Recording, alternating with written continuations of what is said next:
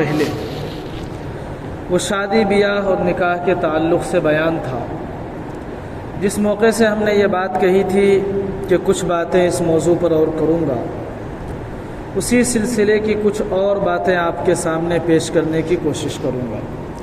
اللہ تعالیٰ سے دعا فرمائیے ہمیں صحیح کہنے کی اور آپ کو سمجھنے اور ہم سب کو عمل کی توفیق عطا فرمائے۔ ہم نے آپ کے سامنے قرآن پاک کی آیت پڑھی ہے۔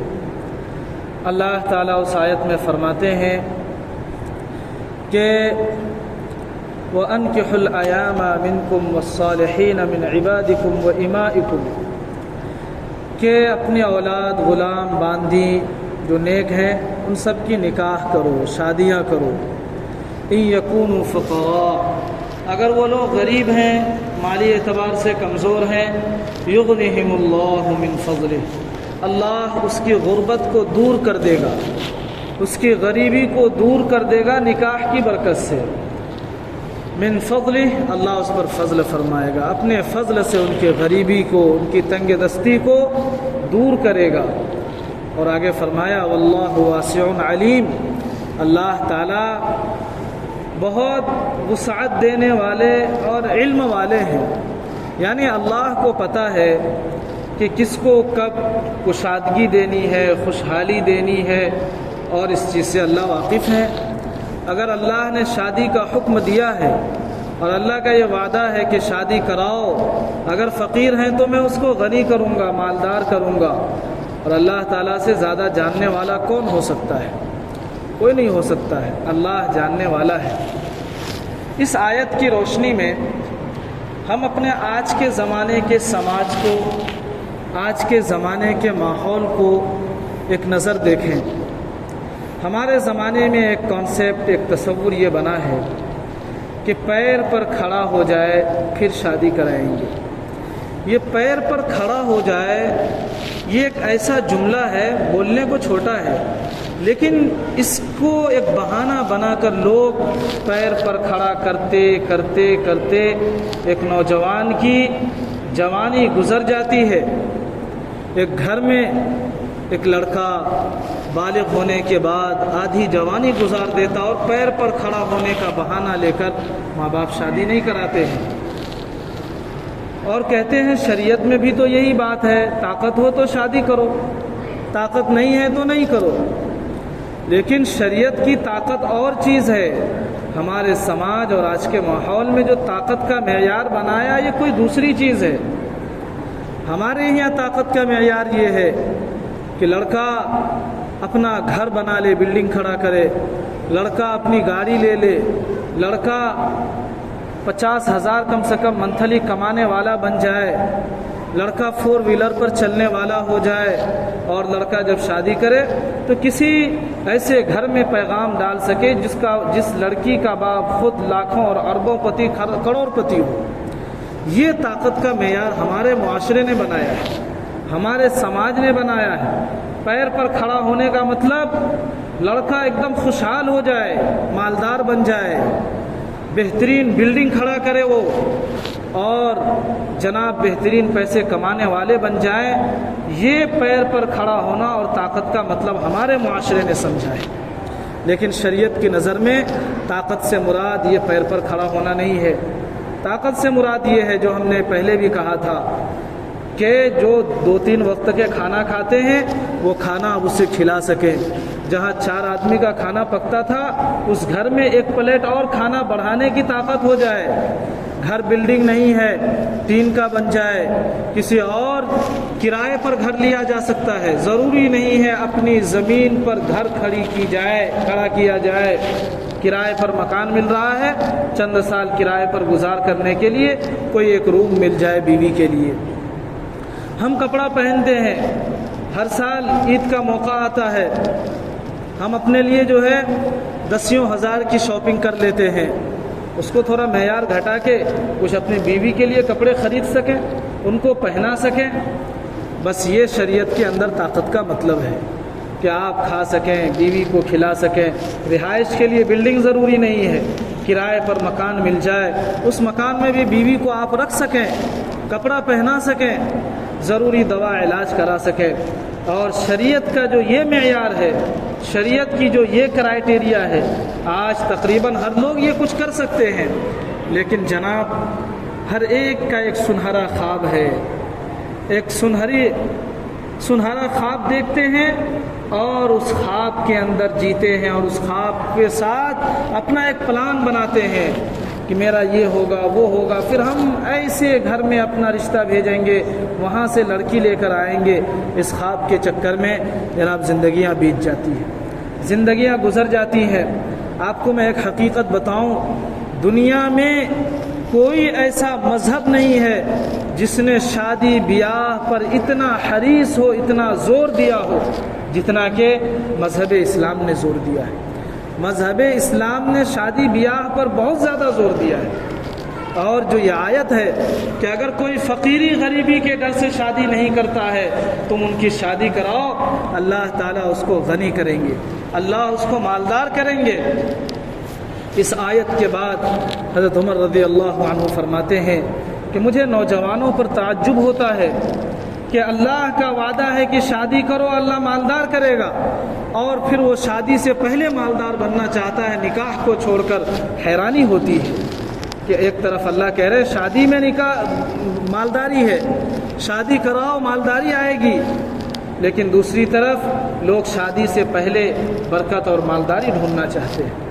اور ایک حقیقت بتاؤں، آج بھی ہو سکتا ہے سماج میں ایسے لوگ ہوں، لیکن ہمارا جب بچپنا تھا، یعنی زیادہ دن نہیں 10-12 سال لے لیں پہلے، ہم اپنے دادا وغیرہ کی زبان سے یہ بات سنتے تھے، اللہ ان بیچاروں کو جنت دے، سماج کے اندر جب کوئی نوجوان کچھ نہیں کر رہا ہوتا تھا، بیکار پڑا رہتا تھا، آوارہ گردی کر رہا ہوتا تھا، تو بوڑھے لوگوں میں یہ بات آتی تھی کہ فلاں کا بیٹا بہت آوارہ بن گیا ہے، ارے جلدی سے لڑکی دکھا کے ان کی شادی کراؤ، جلدی سے لڑکی ڈھونڈو اس کی شادی کراؤ، یہ ذمہ دار بنے گا، اس کو فکر لاحق ہوگی، اس کا آوارہ پن دور ہوگا۔ تو اس کی یہ بات کہیں نہ کہیں قرآن پاک کے اس آیت کے مزاج سے بالکل ملتا جلتا ہے کہ پہلے بیکار نوجوانوں کو جلدی شادی کرا دینا چاہتے تھے۔ اور پھر میں آپ کو بتاؤں، لوگ چاہتے ہیں کہ شادی ایک الجھن ہے، لیکن شادی شدہ نوجوان جتنا ذمہ دار ہوتا ہے، جتنا فکر مند ہوتا ہے، اتنا ایک کنوارا نہیں ہوتا ہے۔ دنیا کے اندر ایک سروے کیا گیا 1985 سے لے کر 2000 سن تک، یعنی 85 سے لے کر 2015 سال کا سروے یہ ہوا کہ زیادہ ترقی یافتہ کون لوگ ہیں۔ یہ یونیورسٹی کا میں نام بھول رہا ہوں، یورپ کنٹری کا کسی یونیورسٹی کی سروے آپ کو بتا رہا ہوں۔ انہوں نے سروے کیا کہ کنوارا نوجوان زیادہ سماج کے لیے، ملک کے لیے، دولت کے لیے زیادہ اچھا ہے یا شادی شدہ زیادہ اچھا ہے۔ اس رپورٹ میں یہ بات آئی کہ وہ حضرات جو بیوی رکھتے ہیں، بیوی کو نبھاتے ہیں، وہ گھر کے لیے بھی زیادہ ذمہ دار ہیں، ذمہ دار آدمی بنتے ہیں، اور پورے دیش کے لیے بھی وہ مفید انسان بنتے ہیں، اور ان کے پاس آوارہ گردی کم ہے، بینک بیلنس، پیسے روپے کنوارا لوگوں کے مقابلے میں زیادہ ہے۔ طلاق جنہوں نے اپنی بیوی شادی کی طلاق دے دیا، ان سے زیادہ ان کے پاس پیسے ہیں۔ تو دنیا کی حقیقت ہے، اس سروے نے اس بات کو ثابت کیا ہے کہ شادی میں مالداری ہے، شادی کی وجہ سے اللہ غنی کر دیتے ہیں۔ اور پھر یہ ہوتا ہے کہ جب سماج میں آپ شادی نہیں کرتے ہیں، نہیں کراتے ہیں، تو اس کا نتیجہ یہ ہوتا ہے جو ہم نے حدیث پڑھی، اللہ کے نبی صلی اللہ علیہ وسلم نے فرمایا، جب تمہارے پاس کسی کا رشتہ آئے، رشتہ آتے ہی تم دیکھو کہ وہ انسان، اس کا دینداری کیسی ہے، اس کے اخلاق کیسے ہیں۔ اگر وہ تمہیں صحیح دیندار آدمی نظر آ رہا ہے، اخلاق اچھے نظر آ رہے ہیں، پھر دیری مت کرو، فزوجوہ، ان کا نکاح کرو۔ اور اللہ کے نبی صلی اللہ علیہ وسلم نے آگے وارننگ دی، کہا اگر اس کے باوجود بھی سماج میں نکاح اور شادی کا رواج نہیں ڈالو گے، یاد رکھو الا تفعلوه تکن فتنة فی الارض وفساد عریض، کہ اگر تم نے ایسا نہیں کیا، رشتہ مل رہا ہے لیکن چھوٹی چھوٹی باتوں کی وجہ سے رشتے کو ٹال رہے ہیں، تو پھر سماج میں یہ ہوگا، ایک فتنہ برپا ہو جائے گا، فساد عریض، بہت بڑا فساد برپا ہوگا سماج کے اندر۔ شادی بیاہ کو جب مشکل بنایا جائے گا اور آسانیاں ختم ہو جائیں گی تو اس سماج میں بے حیائی پنپے گی، اس سماج میں بیٹیاں بوجھ بنیں گی، اس سماج میں لوگوں کے سکون و چین ختم ہو جائیں گے۔ کیوں؟ جو آوارہ نوجوان ہوں گے وہ کسی نہ کسی لڑکی کے پیچھے ہوگا، جو لڑکیاں ہیں اس کی تربیت صحیح نہیں ہوگی، وہ کسی نہ کسی لڑکے کے پاس جائیں گی۔ اس سے سماج میں بے حیائیاں بڑھے گی، سماج میں ٹینشن بڑھے گا، سماج میں بے سکونی آئے گی، اور وہ آج ہو رہا ہے۔ لوگ شادی کے لیے ایسے ایسے معیار قائم کر رکھے ہیں، شادی کو اتنی مہنگی کر دی گئی ہے کہ لوگ آسانی سے شادی نہیں کر سکتے ہیں۔ سماج میں برائیاں پھیل رہی اس کی وجہ سے۔ اللہ کے نبی صلی اللہ علیہ وسلم کی حدیث ہے، ان اعظم النکاح برکۃ ایسرہ مؤونۃ، کہ یاد رکھو اس نکاح میں برکت ہے جو نکاح کم خرچ میں ہو جائے، کم محنت میں ہو جائے، آسانی کے ساتھ ہو جائے۔ محدثین نے اس حدیث کی تشریح میں یہ لکھا ہے کہ اس زمانے میں جہیز وہیز کا مسئلہ نہیں تھا، بیٹی بیانا کوئی مشکل نہیں تھا، تو اس زمانے میں زیادہ سے زیادہ یہ بات ہوتی تھی، لوگ مہر زیادہ کر دیتے تھے لڑکیوں کی، تو کہا اس سے مراد یہ ہے کہ مہر کم رکھا جائے تاکہ لوگ جلدی جلدی شادی کریں۔ آج معاملہ الٹا ہے، آج بیٹی والوں کے لیے مصیبت ہو گئی ہے، آج بیٹی والوں کے لیے مصیبت ہو گئی ہے۔ شادیاں اتنی مشکل ہے، لڑکے والوں نے اتنے مہنگا بنا رکھا ہے کہ اس شادی میں جب اتنی مشکل شادیاں ہوں گی، جب اتنے مشکل سے آسانیاں ختم کر دی جائیں گی، پھر وہی ہوگا کہ اس شادی میں برکت ختم ہو جائے گی، برکت نہیں رہے گی اس شادی میں۔ نکاح کے برکت کو ختم کرنے کے اسباب میں سے ایک سبب یہ ہے کہ آپ مہنگی شادی کریں۔ جس چیز کی جتنی ضرورت ہو وہ چیز اتنے کم قیمت میں ملنی چاہیے، وہ چیز اتنا عام ہونا چاہیے۔ جیسے پانی کی بہت زیادہ ضرورت ہے، اللہ نے پانی کو بہت عام کر دیا ہے۔ ہوا کے بغیر کوئی رہ نہیں سکتا ہے، اللہ نے فری فوکٹ میں ہوا دے دیے ہے۔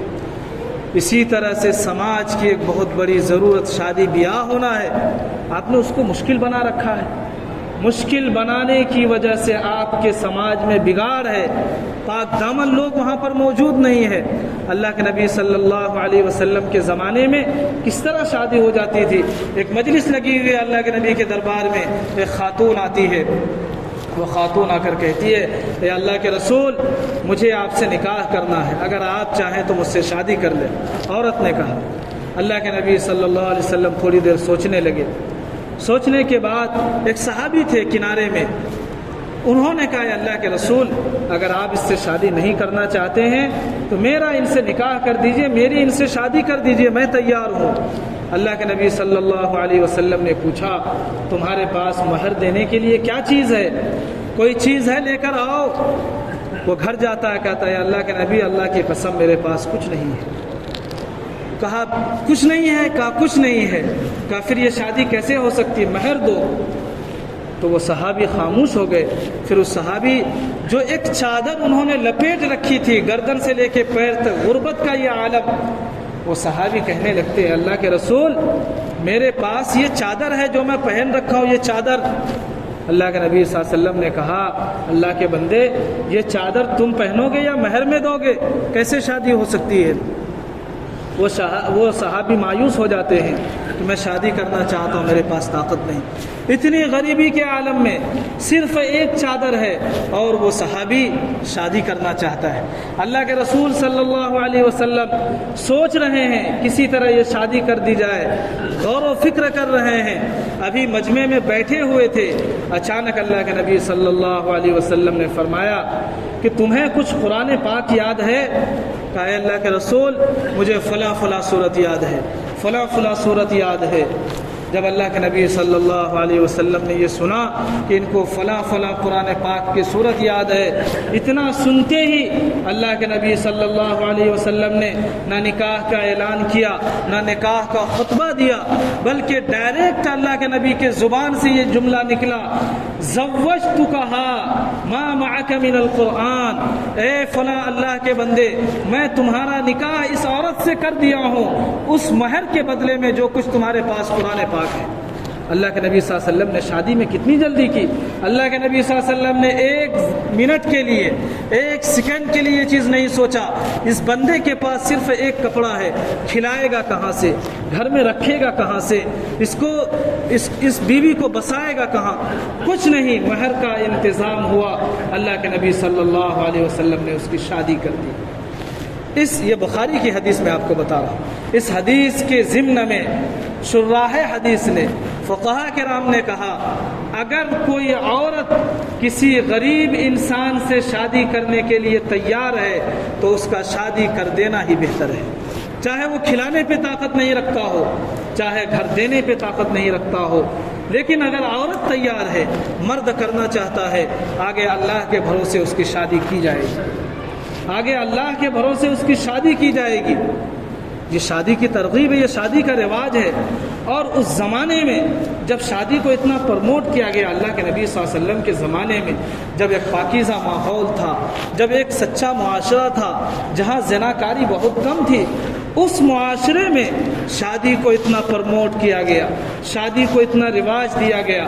آج کے زمانے میں جب بے حیائیاں زیادہ ہیں، جب برائیاں عام ہیں، جب زناکاری بہت زیادہ ہے، کیا آج اس کی ضرورت نہیں ہے کہ اس شادی کے رواج کو پرموٹ کیا جائے؟ اور شادی کے جو ہنگامے ہوتے ہیں ان سارے ہنگاموں سے بچیے، شادی کو آسان کیجئے، شادی بیاہ کو اتنا آسان کر دیجئے کہ لوگ جب چاہے شادی کرنے لگے. میں ایک شخص کا واقعہ سنا کر اپنی بات ختم کرتا ہوں. ایک کروڑ پتی انسان، وہ شخص اپنے ساڑھو کے یہاں جاتے ہیں، وہاں جاتے ہوئے ان کی سالی، چونکہ سالی سے بھی آپ پردے میں مل سکتے ہیں. یہ جو ہمارے یہاں رواج ہے نا کہ آپ ڈائریکٹ سالی سے مذاق کرتے ہیں، بات کرتے ہیں، جائز نہیں. وہ شخص دیندار تھے، سالی سے بات ہو رہی ہے، سالی نے پردے کے اندر سے کہا کہ بھائی صاحب آپ کے بیٹے نوجوان ہو چکے ہیں، ان کی بھی پڑھائی چل رہی ہے، ہماری بچی بھی ابھی پڑھ رہی ہے لیکن بالغ وہ بھی ہو چکی ہے، آپ ایسا کریں اگر مناسب ہو تو ان دونوں کی شادی کر دیں. تو وہ اتنا سننا تھا ان کی طرف سے، کہا آپ اپنے شوہر سے پوچھ لے کہاں وہ تیار ہے. انہوں نے کہا ٹھیک ہے، اچھی بات ہے. یہ کروڑ پتی انسان اس وقت اپنے بیٹے کو فون کرتا ہے، کہتا بیٹا جلدی سے خالہ کے یہاں آؤ اور مارکیٹ سے 2 جوڑے کپڑے، ایک تم اپنے لیے اور ایک اپنی بہن کے لیے لے کر آ جاؤ. اسی وقت بیٹا وہاں پہنچتا ہے، اپنے امام صاحب کو فون کرتے ہیں، اسی جگہ پر ان کا نکاح ہوتا ہے، شادی ہوتی ہے. شادی کے بعد اپنے بیٹے سے وہ صاحب کہتے ہیں بیٹے اپنی امانت کو اپنے ساتھ اپنے گھر لے کر جائیے. وہ اسی وقت اپنی بیوی کو گاڑی پر گھر لے کر جاتا ہے. رات گزرتی ہے، صبح کا وقت ہوتا ہے. صبح کے وقت میں مسجد میں وہ صاحب کھڑے ہو کر اعلان کرتے ہیں جو لوگ بھی یہاں پر موجود ہیں ہمارے گھر تشریف لائیے، میں نے ولیمہ کی دعوت آپ لوگوں کو ابھی دیا ہے اور ولیمہ تیار ہے، آ کر ولیمہ کھا لیں. مسجد میں فجر کے وقت میں جب یہ اعلان ہوا سارے لوگ حیران پریشان تھے کہ بھائی یہ کیسا ولیمہ، کس کی شادی، یہ کیسی دعوت. اور امام صاحب بھی تشریف لے گئے، وہاں پر انہوں نے مختصر سا ولیمہ کا انتظام کیا تھا، سب لوگوں کو ولیمہ کھلایا اور اس موقع سے کہا کہ کل میں نے اپنے بیٹے کی شادی کی. اس کے بعد جو ان کے پیر صاحب تھے ان کو پتہ چلا اور انہوں نے ساری رودات سنائی، ہم نے یوں اپنی شادی کر دی. وہ مولانا بہت حیران ہوئے ان کے پیر، اور انہوں نے کہا خدا کی قسم اگر کوئی مولوی اس طرح کر رہا ہوتا پورا سماج تانا دیتا کہ پیسے کے ڈر سے بچنے کے لیے انہوں نے ایسا کیا، لیکن آپ کروڑ پتی آدمی، جب آپ نے ایسا کیا آپ کو کوئی تانا بھی نہیں دے گا. میرے بزرگوں آپ کرنے پر آئے، بڑے لوگوں کو ہمت کرنے کی ضرورت ہے. حضرت عمر رضی اللہ عنہ کی ایک روایت سناتا ہوں. انہوں نے ایک شخص سے پوچھا بھائی تم نے شادی کی؟ کہا ابھی نہیں کیا ہوں. کہا یا تو تم بے وقوف انسان ہو یا پھر تم فاسق فاجر گنہگار لگتے ہو. غیر شادی شدہ یا تو احمق ہو سکتا ہے یا بے وقوف ہو سکتا ہے یا نہیں تو وہ گنہگار ہے جو کسی اور چکر میں پھنسا ہوا ہے. کہا کنوارا انسان رہ ہی نہیں سکتا ہے، انسان کا نیچر ہے، اس نیچر پر عمل کرنا چاہیے. میرے بزرگوں شادی کی ترغیب پر اتنی ساری روایات ہیں، میں نے جو مطالعہ کیا ہے نا ابھی 1 گھنٹہ بات کر سکتا ہوں صرف شادی کی ترغیب پہ، لیکن وقت ہو چلا ہے. آپ لوگوں سے گزارش یہ ہے کہ چھوٹی چھوٹی چیزوں کو نہ دیکھیں، سماج میں شادی کو آسان کیجیے. خوب شادی بیاہ کے رواج ڈالیے، یہ ہماری شریعت کا مزاج ہے، یہ ہمارے مذہب کی تعلیم ہے۔ شادی میں رکاوٹ نہ بنیے، اور صحابہ کی طرح ایک صحابی عبداللہ ابن عباس 3 بیٹے بالغ ہوئے، بلایا، کہا بیٹے تم بالغ ہو چکے ہو اور تم تیار ہو تو میں تمہارا نکاح کر دوں۔ بیٹے یاد رکھو، زنا جب آدمی کرتا ہے دل سے اس کا ایمان نکل جاتا ہے، نور نکل جاتا ہے، پتہ نہیں اس حالت میں انسان کی موت ہو جائے اور وہ بے ایمان ہو کر دنیا سے چلا جائے۔ تو اس طرح آپ گارجن بھی بنیں، اپنے آپ کا بیٹا اگر نہیں کچھ بول رہا آپ بلائیں، بیٹے تم بڑے ہو گئے، تمہاری شادی کر دیتا ہوں، فلاں جگہ لڑکی دیکھیے شادی کر دیتا ہوں۔ اللہ تعالی ہم سب کو سمجھ اور عمل کی توفیق عطا فرمائے، آمین۔ وآخر دعوانا الحمد للہ۔